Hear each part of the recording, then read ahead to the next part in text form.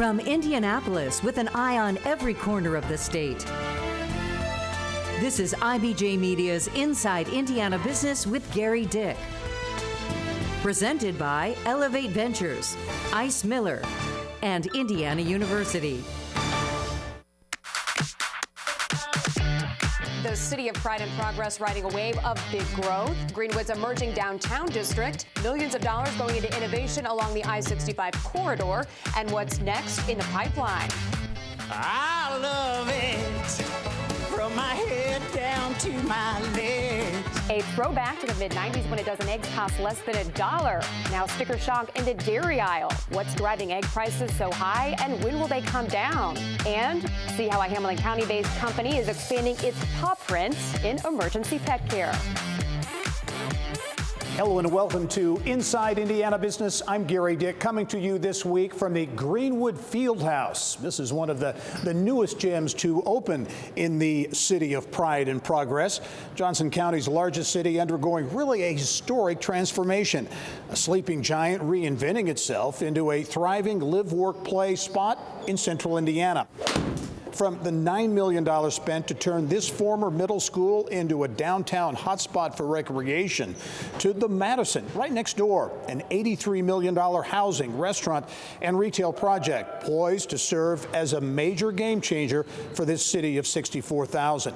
But that's not all. Greenwood's seeing growth along major north-south corridors as well. Hundreds of workers cranking out orders at 3 Amazon fulfillment centers along I-65. And Switzerland-based Indris & Hauser has plans to invest $33 million to expand its campus along US 31. Also, community mainstays continue to serve as bedrocks here. The Greenwood Park Mall has been a staple in the community since 1966. And Indiana's second oldest brew pub, the Oak and Barrel, has called Greenwood home since opening almost 30 years ago. Well, this is Mayor Mark Myers' stomping grounds. The mayor grew up about 4 blocks from here, so you certainly have a vested interest, not only as a mayor, but as a native of Greenwood, to make this transformation successful. Mayor, as we were talking off camera a moment ago, 2012 downtown vacancy, the vacancy rate here was at 75%. Yes, it was. It was really sad to see the downtown had diminished. People had moved out, didn't want to be a part of it. And when I came into office, one of my first goals was to revitalize our downtown. And as you can see today, it's now 95% occupied. People are loving to be here. They're loving what's going on. We did the field house that we're sitting in right now, and so many other things. Not everyone likes change, no matter what it is. How did you deal with that? Any opposition or resistance to change here? You know, there are those that don't like change, but the amazing thing that constantly surprises me is the amount of people that walk up to me, and especially those who have been here for 40 or 50 years, and they just look at me and say, "Man, I love what you're doing, keep it up." Yeah. Big project, and really what kicked it off, we're sitting in it now, the Greenwood Fieldhouse, former middle school, transformed $9 million project. You go to Fort Wayne, Parkview Field there is viewed as the spark for downtown development. Would you consider this fieldhouse maybe as that spark for what's happened here? This is a big part of what happened here. Between this and our city center, when we bought it, it was a bank tower that had been closed for 7 years in a bankruptcy. We invested $6 million into that to show the people that the city believes in downtown and we want to see it come back. And then we were approached by the schools. They wanted to sell this school because they'd outgrown it, and we bought it.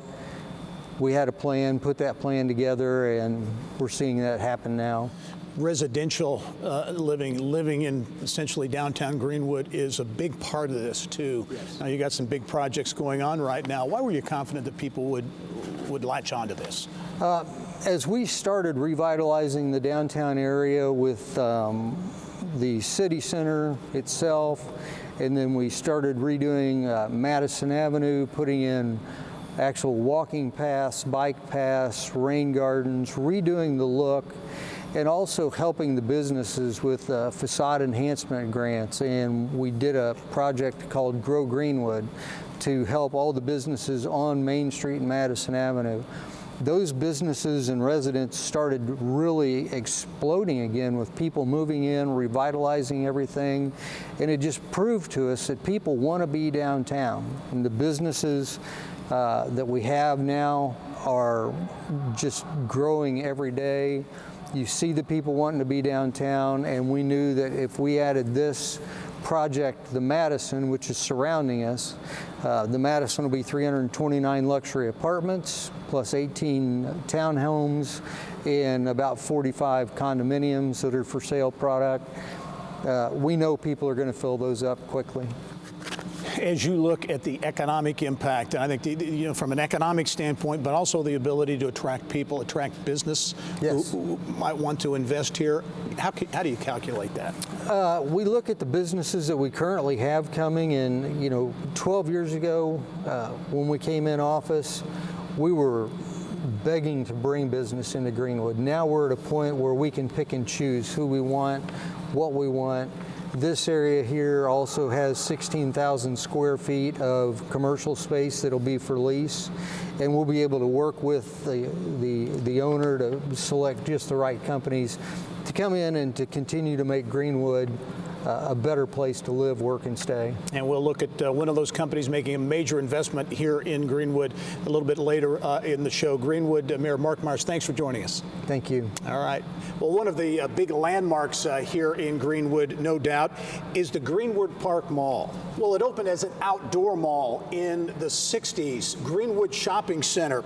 And indeed, Simon Property Group bought the space in the late 70s. And in 1980, it reopened as Greenwood Park Mall. Today, it is the fourth largest mall in Indiana, home to nearly 150 stores, and the destination for shopping on the south side of Indianapolis, northern Johnson County. Well, to a big economic driver just east of the mall. Excited about the future for sure in Greenwood and the future for Anderson Hauser. Future's bright. Anderson Hauser already employing some 500 workers and now planning a $30 million plus expansion. We'll have details a bit later in the show.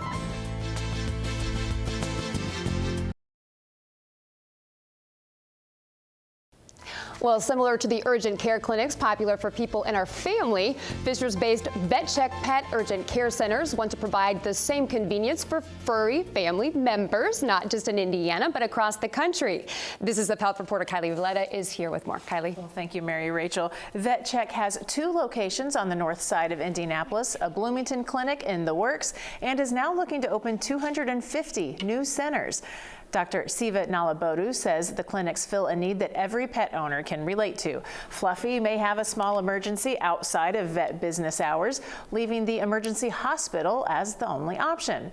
The pet urgent care centers are open until 11 p.m. most days and have weekend hours. He says urgent care for pets is an underserved market across the country, leading him to sniff out franchisees for VetCheck. The company is planning 5 new locations this year, with about 10 more in the works, mostly in the south and eastern parts of the U.S. Despite a national shortage of vets and technicians, Nalabodu says much of the problem is caused by burnout of employees in high-stress work environments. He believes the urgent care model gives vet specialists an alternative to still do what they love. When I'm going to work, I want to feel like I want to go and have fun. That's the culture we believe in. That's the culture we create at our hospitals. So, people come to work to have fun, at the same time take care of the pets. You want to be there. You belong to the community and you belong to the hospital. When you have that belongingness, you do amazing things. That is the culture we create at our VetChecks. Boosted by a $50 million commitment, the 250 goal would include franchises or corporate-owned clinics throughout the U.S. Nalabodu says the Fishers and Carmel locations both have 35 to 40% profit margins and strong employee retention. The company is working to raise a total of $100 million to help open the new centers. Indianapolis-based Eli Lilly and Company says it hopes to make a treatment for rare blood cancer available in the coming weeks in the U.S. after receiving FDA approval. The FDA has approved Jaypirca, a treatment for adult patients with relapsed or refractory mantle cell lymphoma. The drug was approved under the FDA's accelerated approval pathway based on results from a phase 1/2 study. MCL is a rare blood cancer that starts in white blood cells in the lymph nodes, for which there is no cure, according to Lilly. The disease affects about 1 in 200,000 people worldwide each year. Lilly received the rights to Jaypirca when it acquired Loxo Oncology for $8 billion in 2019. Thank you, Kylie. So the Vet Check Center is going to be open till 11 p.m.? Yes, I mean, I feel like any person who's had a dog or a cat can relate to this. Yeah. They offer all sorts of services, though. If you're getting ready to board them and you realize your vet doesn't have any vaccines, you can take them there quickly and they can get their vaccines. He says they will do everything except critical emergencies. So small emergencies they can handle. And does he think he's going to have enough to staff these? He does. There's a shortage of vet workers in the U.S. right now, and he says even after the pet COVID boom, that made it even worse. But he says the people who are working are just burnt out because there aren't enough clinics. So he thinks by adding clinics, more vet technicians, veterinarians will stay in the industry because they're not so overworked because there's not enough clinics. Fascinating stuff, Kylie. Thank you. Time now to go inside innovation. Indianapolis-based Elevate Ventures says 2022 set a new record for annual investments with 128 transactions in its annual report. The venture capital firm says the transactions totaled nearly $23 million in venture investments, development investments, and grants. The transactions helped the firm complete its 6th consecutive year as the most active VC firm in the Great Lakes region, according to global research firm PitchBook. CEO Christopher Day shared with Inside Indiana Business what we can expect for 2023 coming off a record year. We think we're going to have another record year. And I think one big reason that we think we're going to have another record-breaking year is the momentum of Indiana as a whole. When we think about all of our industries cross-sector, I have never seen the collaboration of cross-sector and disparate stakeholders throughout the state of Indiana more intentionally coming together and trying to help each other than I've seen in the last probably several years. The annual report also said Elevate invested in its 500th Indiana startup in 2022. Since its founding in 2011, the firm has invested $152 million in over 500 startups throughout the state, which leveraged an additional $2 billion from private capital co-investors. One company in Elevate Ventures' portfolio, Evansville-based Heliponics, continuing to grow thanks to a nearly $1 million grant from the National Science Foundation, as well as $75,000 from Elevate. The ag bioscience startup says the funding will help it continue research and development efforts for its automated aeroponic appliance. The company was established 6 years ago by 2 undergraduate students in the Purdue Polytechnic Institute. A nearly $3 million grant from Lilly Endowment will help train more people in underserved populations to enter technology fields. The money will support Goodwill of Southern and Central Indiana's new collaboration with Per Scholars. It's a national organization that provides tuition-free technical training in high-growth areas. Per Scholars will be a partner with Goodwill and will operate in Goodwill's headquarters in Indianapolis. The first course to be offered is IT support beginning in March. Applications are due February 27th. The Business and Beyond podcast with Gerry Dick is taking a breather, recharging for season 3. Our conversations with Hoosiers making headlines during seasons 1 and 2 ran the gamut. From Indiana basketball legend Quinn Buckner's take on the state of hoops to how Fox 59 anchor Angela Ganote broke the story on controversial Dr. Donald Klein to getting a rare sit-down with the next Indiana Pacers owner Steve Simon. Not enough? How about the mom and daughter indie duo behind the TV hit Good Bones? Or the Dan Dockage story about Bob Knight in the nude? Or media personality Mimi Pierce taking off in a new direction as, believe it or not, a flight attendant. I used to fly traffic twice a day. For WFMS, I would do morning and afternoon rush hours in an airplane. I'm like, you know what? Maybe I love people. I love to fly. I love to travel. So maybe this is an option for me. Check out all 100 episodes of the Business and Beyond podcast at InsideIndianaBusiness.com. Next, literally diving into what's got to do with the price of eggs, spiking costs at the grocery store, and the impact on Indiana's robust egg farming community. And in this week's IBJ, carrying on a beloved soccer coach's legacy in Hamilton County. You won't want to miss the touching story behind Sogility's role in growing soccer in central Indiana.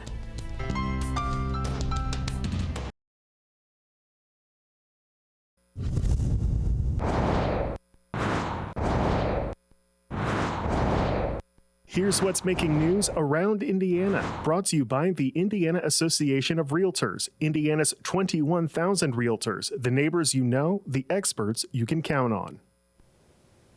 It's sticker shock in the poultry aisle at the grocery store. So why are egg prices so high? And when will shoppers see some relief? Well, several factors playing into why it's costing $4 to buy a dozen eggs. Two big reasons: the avian bird flu and the increasing price of feed. Non-commercial Indiana egg producer Shannon Dawson says 10 cents a pound adds up when you're buying up to 500 pounds of chicken feed at a time. And she says buying organic eggs is really going to cost you as high as $9 a dozen. For eggs, in the American psyche, that's an incredible price increase. And for a lot of people, it's very hard to take. But there may be relief in sight for shoppers largely driven by big decreases in bird flu cases. We've lost about 40 million birds, which is about 10% of the total flock. But right now in January, our flock is only down about 5%. Prices pretty much topped out around the end of December and have been coming down relatively steadily since then. So hopefully shoppers will start to see some relief at the shelf here in the next few weeks and certainly months. Much more on egg prices from our online team at InsideIndianaBusiness.com. While also making news around Indiana. Rolling the dice on a new name for the next casino to open in the state. Churchill Downs is folding on the Queen in Terre Haute, banking on a new name for its $290 million casino. The Queen of Terre Haute is now simply known as Terre Haute Casino Resort. Churchill Downs making the change to streamline branding efforts. A new habitat for endangered birds and other animals in southern Indiana.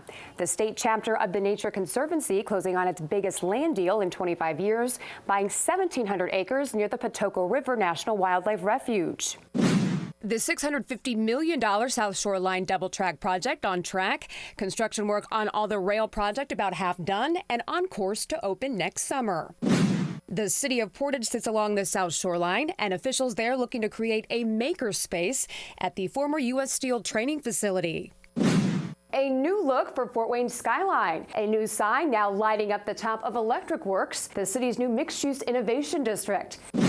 And you better know the passcode to get into the Vault Indy. The bar, a throwback to the era of speakeasies during Prohibition. The IBJ is reporting it's gaining a big following at its location in the Bates-Hendricks neighborhood.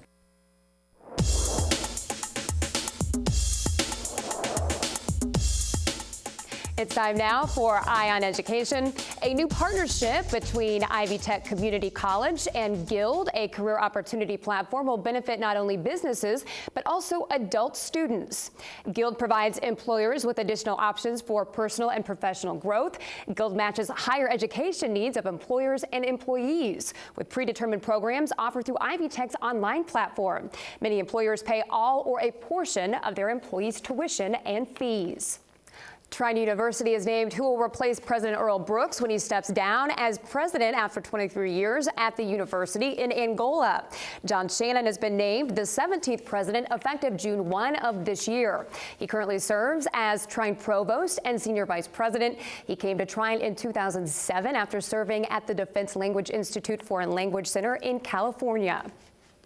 When we come back, Gerry rejoins us from Greenwood with a look at the city's business ties to Switzerland and how pushing innovation into Johnson County is taking it to a whole new level. Nominations are now being accepted for the 2023 Leadership in Law Awards. You can learn more and make your nominations at indianalawyer.com. And just a few days left to RSVP for IBJ's Technology Power Breakfast. RSVP or reserve a corporate table by February 9th at ibj.com/events.